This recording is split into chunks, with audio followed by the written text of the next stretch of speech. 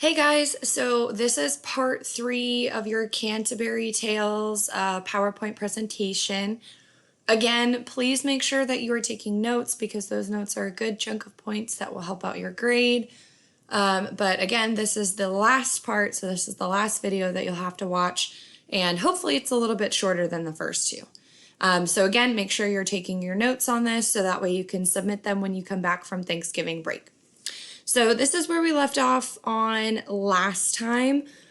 So if you did not take notes on this guy, make sure you watch the end of the last video. So I'm going to keep scrolling here.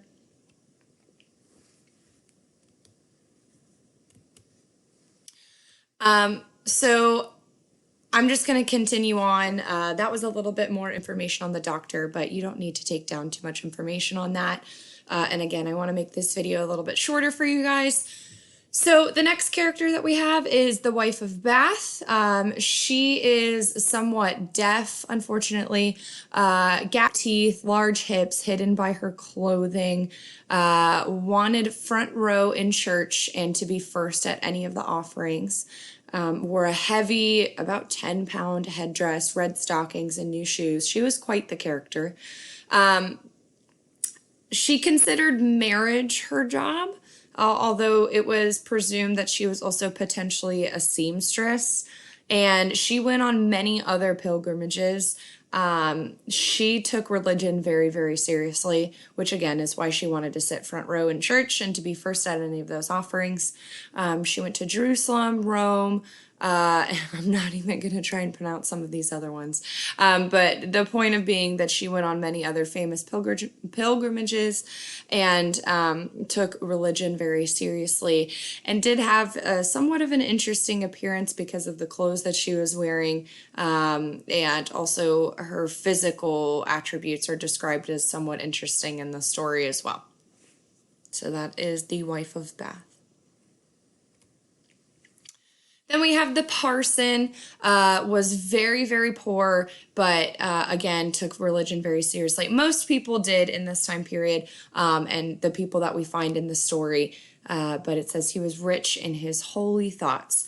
His principle was to live the perfect life first and then teach by example. He was very moral and humble and truly watched over his own congregation. He's one of the characters that's actually somewhat decent in this story. Wanted everyone he met to go to heaven. So he did have everyone's best interest at heart. The parson is the ideal Christian parish priest. So think about the parson in contrast with a few other characters that we've talked about so far. And he doesn't necessarily demonstrate any of the 7 deadly sins, but he does demonstrate a lot of the virtues. So while you're reading, if you see a potential sin that he might demonstrate, maybe sloth or something like that, although he was very active in his efforts to pursue religion and make sure that everybody else was also pursuing religion. But if you find anything that you think he might represent, make sure to take note of that. But he was a very virtuous, moral, and humble character. Then we have the plowman. Again, another ideal Christian man, very poor, and seen as the lowest of the low in terms of the pilgrims and in terms of social standing. He did not have very much to be thankful for in terms of material possessions or people that he was surrounded by, but he did follow the love your God and love your neighbor as yourself, and he was a very good person. So also think about the contrast in how Chaucer demonstrates the people who are lower on the social scale versus people who are higher on the social scale, and how he portrays their morals. Now that we're seeing some of these characters who are a little bit lower on the social scale, you notice that they have a lot more morals, though, than the people who are higher on the social scale. So think about that when you're reading through these characters or when you're studying some of these characters. He was a God-fearing man who helps others. The parson's a figurative brother, which means they weren't actually related, but were related in some different morals and ideas, and in terms of their attributes and their personalities. Promptly paid his tithes, which is his money that goes towards the church, which again, he did not have a lot of money, was very poor, but he always gave his tithes to the church to make sure that he was giving back to the institution that he loved, and also to giving back to other people, although he did not have a lot himself. That's the plowman. Then we have the miller, big and brawny man who could wrestle anybody, a little bit of a contrast between the plowman. Red beard, hairy wart on his nose, hairy in his ears, black nostrils, not portrayed as the most physically appealing. Thief and cheat, would cheat people with the amount of grain that they brought in, so also not the best guy. Notice how his physical appearance could also portray how his inward appearance as well, and how who he is on the inside reflects who he is on the outside. Loved playing the bagpipes, and it says he was also very obnoxious, which fits along with this idea of the instrument that he likes to play. So Chaucer really liked to tie all of these characters together, and to make them into somebody who portrayed all of the ideals that he wanted them to portray. So for the miller, he was very obnoxious. He would play the bagpipes. His outward appearance reflected this as well in terms of his personality. So again, a lot of different interesting characters here, and especially in contrast with the two characters that we just read about. So not a very good guy as most of the other people that we've seen, but he I don't have much to say on top of that. But this is the miller. Then we have the manciple, a steward for a dormitory of law students. He himself was illiterate, which portrays some irony.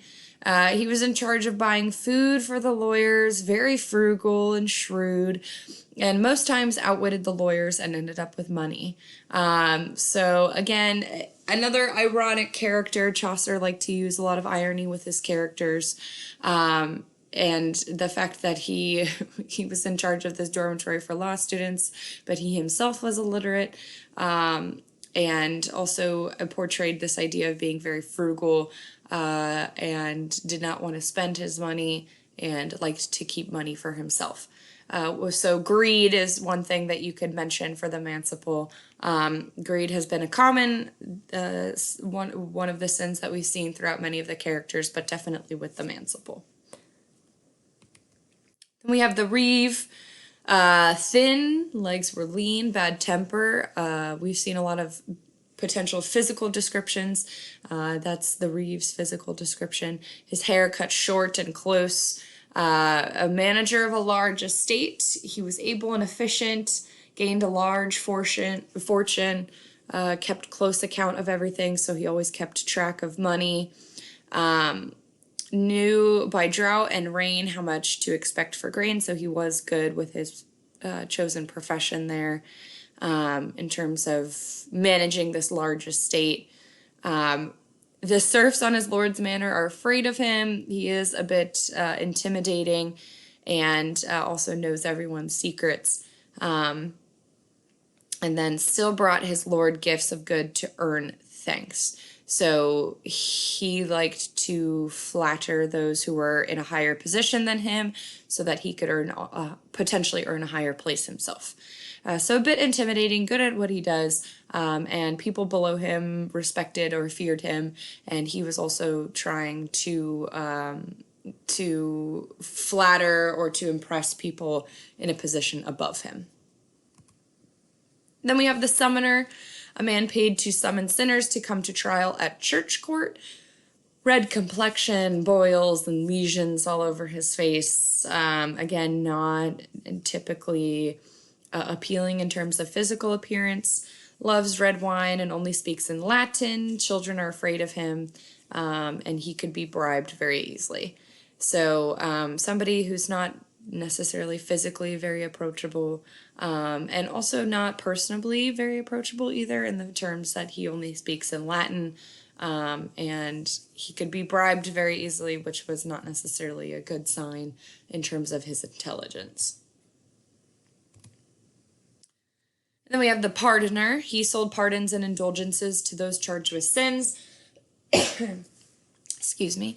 And that would take time off of, people believe that would take time off of their time spent in purgatory or in life after death. Wherever they believed they would go, they would have to spend less time waiting to get into heaven. Loud, high-pitched voice, long flaxen hair, had no beard, and would never have a beard, which makes him a little bit less masculine in terms of this story.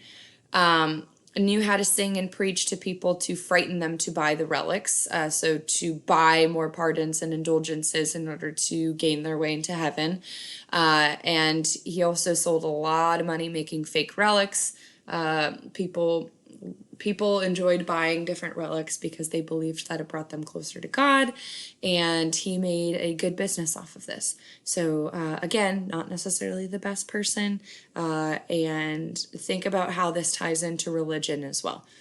He's obviously closely tied to religion in the fact that he is selling pardons and indulgences and relics, and he is obviously not a good person because he's just cheating people out of their money. Oops. Went a little too quick. And then we have the host, Harry Bailey, and he thinks all of the pilgrims are pleasant group, but very gullible, and especially ripe for the picking in terms of their pocketbooks. Not much other information on the host, but he's kind of just observing everyone, and again, thinks he's going to make a lot of good money off of them.